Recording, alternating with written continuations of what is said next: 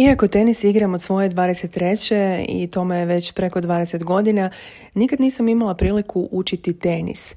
Već 20 godina igram na apsolutno jednak način i to me nekako više ne zadovoljava.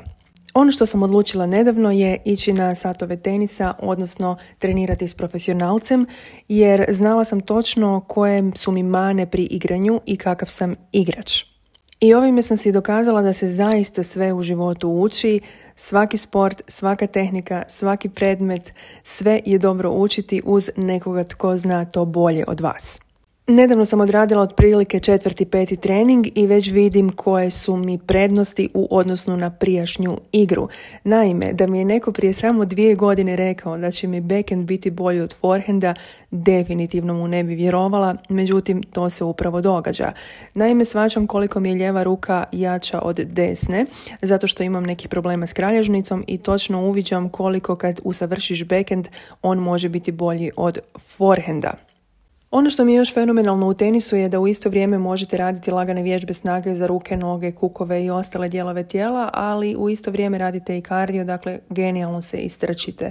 Također, moj mozak koji voli raditi više radnji odjednom, fantastično je okupiran time što u isto vrijeme brojim i moram razmišljati o rezultatu, ali i gibati svoje tijelo.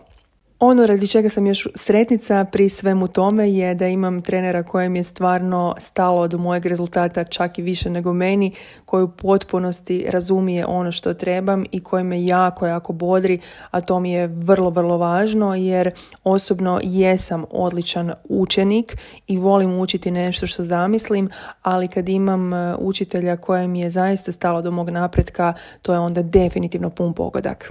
Tenisku edukaciju želim si već 5, 10 i više godina i zaista sam presretna što ovog ljeta, odnosno proljeća, imam priliku to raditi za sebe, za svoju dušu, za svoj gušt i sigurna sam da ću uz još malo vremena, dakle još nekakvih 5 treninga, to ću vas svakako obavještavati, biti još bolja.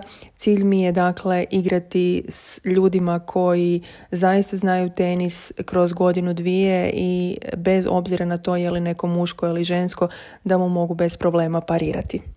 Osobno sam prestala gledati sportove, isključivo ih igram jer smatram da je život prekratak na gledanje, važno je gibati se, razmišljati o zdravlju i biti uvijek aktivan kako bi se poboljšao životni vijek i kako bi se isti produžio.